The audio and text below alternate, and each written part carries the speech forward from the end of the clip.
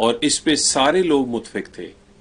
اس پہ P T I کے لوگ بھی بند کمروں میں یہی بات کرتے تھے کہ اس کی سزا سے نہیں بچا جا سکتا.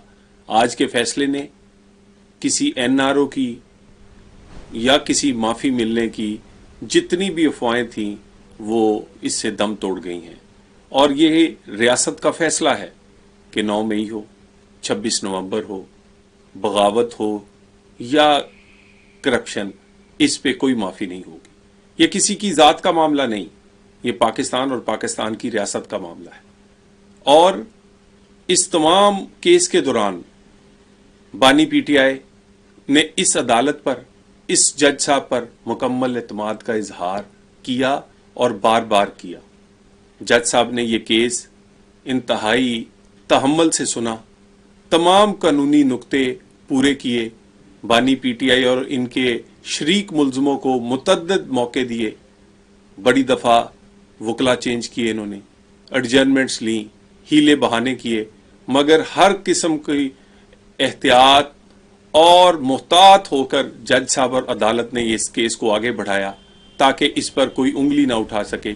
اور اس عدالت اور ان جج صاحب جس پر بانی پی ٹی آئی نے اعتماد کا اظہار کیا تھا، اس کو آج اسی جج اور اسی عدالت نے سزا سنائی ہے. یہ سزا بہت دیر پہلے ہو جاتی اگر ان کو سہولت کاری نہ ہوتی. اور سہولت کاری بھی کیسی؟ جو ثاقب نثار کرتا رہا، گڈ ٹو سی یو والے کرتے رہے. اسی سہولت کاری نے ان کے گناہوں اور کرتوتوں پر پردے ڈالے رکھے. یا سٹے مل جاتا تھا یا پھر ان کو صادق اور امین قرار دے دیا جاتا تھا. یہ پی ٹی آئی کا اصل چہرہ ہے. لوگوں کو دکھاتے کچھ ہیں کچھ. کہتے تھے مدینہ کی ریاست ہوگی، لیکن پورا توشہ خانہ کھا گئے. کہتے تھے امریکہ کی غلامی نہیں کریں گے، اب کہتے ہیں امریکہ ہمیں رہا کروائے گا. اور کہتے تھے کرپشن کے خلاف جنگ کے لیے آئے ہیں. نہیں، آپ کرپشن کرنے کے لیے آئے تھے. یہ بات صرف اس کیس سے نہیں، اس کیس کے علاوہ بھی بے شمار ایسے شواہد، کیس اور سکینڈلز ہیں جس کا آغاز بزدار کی اپوائنٹمنٹ، ٹرانسفر پوسٹنگ ہو، ترقیاتی کام ہو، آپ سونامی ٹری ہو، پشاور میٹرو ہو، کوئی اٹھا کر دیکھ لیں، ہر ایک کا تانے بانے جڑے ہوئے ہیں بنی گالا سے.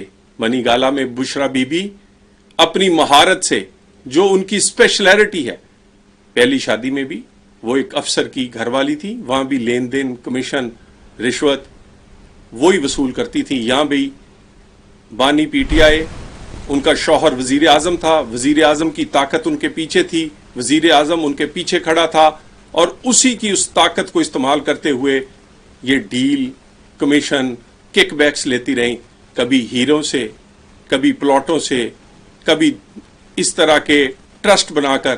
اور یہ بار بار ہر چیز کو اسلامی ٹچ دیتے ہیں اپنی سیاست میں بھی، ووٹ لینے کے لیے، لوگوں کے جذبات سے کھیلنے کے لیے، اور اب اپنی کرپشن چھپانے کے لیے بھی. یعنی کیسی بری بات ہے کہ آپ نے چوری کی ہو اور چور جو ہے وہ چند ہزار یا چند لاکھ اپنی چوری میں سے پیسے مسجد کو دے اور کہے میں تو مسجد بنا رہا ہوں. اسی طرح انہوں نے القادر ٹرسٹ کا نام لیا، کہا ہم تو سیرت النبی پڑھانا چاہتے ہیں. آپ اپنی کرپشن چھپانا چاہتے ہیں اس اسلامی ٹچ دے کر، کیونکہ چوری کی اور ڈکیتی کی رقم سے آپ کوئی نیک کام نہیں کر سکتے، ہو بھی نہیں سکتا. یہ سب کچھ آپ بتاتا ہے کہ آپ کا کردار کیا ہے. اور اب جو فیصلے آئے ہیں، اسی طرح 9 مئی کے بقیہ فیصلے، 26 نومبر کے فیصلے آنے چاہیے. اگر پاکستان کی ریاست کو آگے بڑھانا ہے تو ان چیزوں پہ، وہ کرپشن ہو یا بغاوت، زیرو ٹالرنس ہونی چاہیے.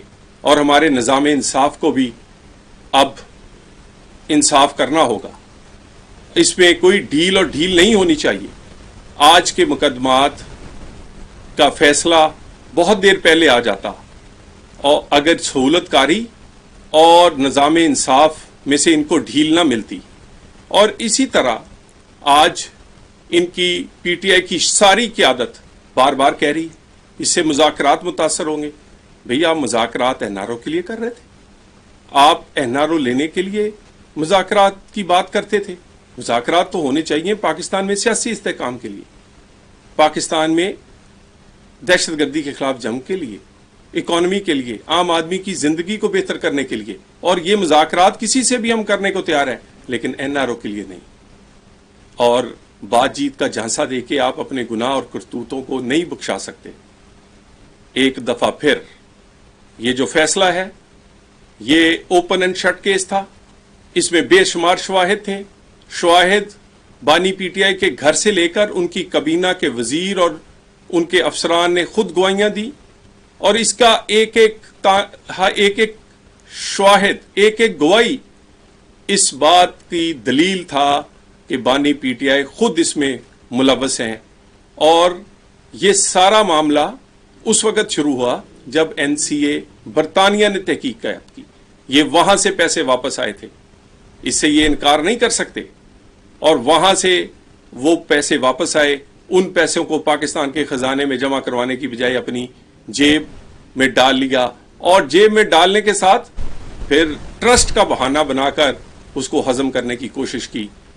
ایسی اور تمام اس طرح کے ان پر جو الزامات ہیں، وہ بغاوت ہو یا کرپشن، اس پہ زیرو ٹالرنس ہے. یہ ریاست کا فیصلہ ہے. آپ نے سیاست کرنی ہے، سیاسی جماعت بن کے کریں.